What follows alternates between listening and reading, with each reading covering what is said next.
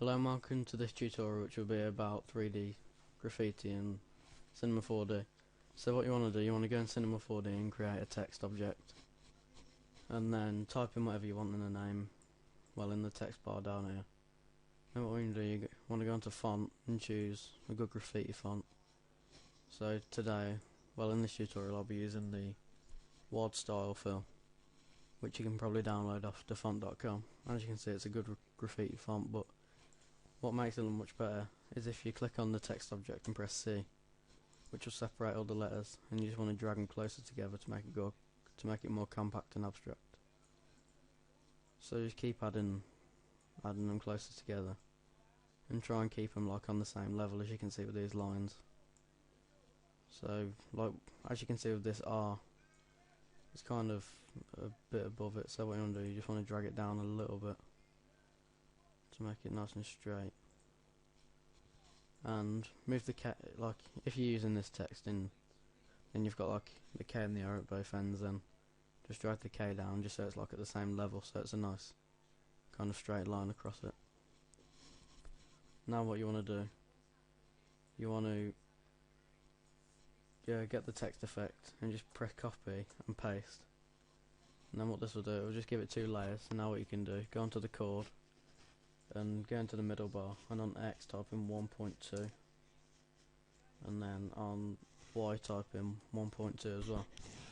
So as you can see, one of the layers is much bigger, and all you want to do is you click on the mode text and then drag it behind. Make sure you click on mode text 1 as well, so it's like the bigger one, and just drag it behind so it's kind of like a back border kind of thing. So as you can see, it's got a lot more abstract. Also, if you want to make it look like a more mechanical kind of metal thing, what you can do is you just want to go into the shapes, another torus, then you go onto the object and just lower this, and the pipe radius as well. That's one of the main things you need to lower. Take it down to about 5 centimeters. Depends how thick. No, 4. Go 4. Depends how thick you want it, and then bring this bar right down so it's kind of a small circle. Then you want to press slice. That's a semicircle. And you just want to move it round to whatever looks good. So if you got, well, you can't really see it, so what I'll do, I'll just use the rotate here, and then so as you can see, it's like a kind of metal bar going in between both, like wires coming out of the text. So if you click on the torus and just move it closer in, so now it's on the text. You can move it as well, just so it looks like it's actually like connecting 2 pieces of text together. So now it looks like the R and the E is connected by it. And then, so we'll get to the textures after. So now you can see all the bars, and all you want to do is just keep copying and pasting to where you want. I won't do them properly now, that's why it won't look this good. It's just for tutorial basis. You just want to move them all around like there, and then you can have like one down in the corner. Don't make it symmetrical though, because then it looks a bit like, it won't look as abstract, it will just look quite bad. So you just do the same again. All you want to do is just keep rotating them to whatever looks good. So now I've got them there, just keep playing around with them, just see what you think looks good. What you want to do though, you want to keep moving to the side to make sure they're actually in the text, so it looks much better. And now moving on to like the lighting and the textures and stuff. What you want to do, if you this is from like, obviously if you've worked in Cinema 4D before, then you know like how to do the colours and stuff like this. But basically what you want to do, you just want to go into File. This is if you want a metal kind of thing. Material. You want to go into Prime Materials, Misc, and then scroll down, gone a bit far, until you see Chrome. And what this will give you It's just a nice chrome effect. So if you just drag it onto all your parts and on the Taurus as well, so it looks like the same wiring and stuff. And then what you want to do is, after this, you want to go get a plane and then zoom out quite far, and then move the plane all the way over there, and you want to rotate it up, and oh, it's gone a bit over, and then just put it into the top left corner of your text, but quite high up, not that high up. And then you want to do the same again, but on the opposite side.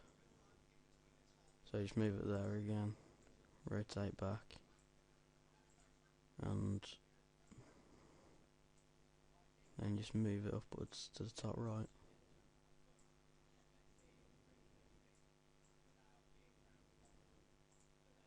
So if you want to make it symmetrical, then it'll just look much better, but for now I'll just rush it. So we've got these two panels, and then finally just add one more plane, and all you want to do is just stretch it out so it kind of touches both, but a bit further in, and make it much higher as well.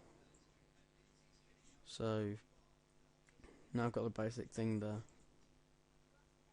and you can see it all right. So now just keep moving, like if you see a letter's off, then just keep moving it, and then for the final lighting bit, all you want to do, you just go there and add a light, and what you can do is just put it into the centre so it kind of gradually gradients out. So right, so this is how you'd have it if you want to like do a light to dark kind of gradient in the within the text. So if we render it out now, it'll be a gradient, but it will just look, well, it won't look that good compared to the render settings that I'll actually give. So now it's kind of, it looks quite metal type, but just to make it look more professional, you want to go into the effects on the render settings and go on ambient occlusion, sorry, not glow. I'm going to go on global illumination, and finally go on lens effect. And what this will do, it'll add like a more detailed and visual perspective on the text. So if I start rendering it out, you'll notice it renders out much slower because of the quality. So I'll bring it back when it's done rendering.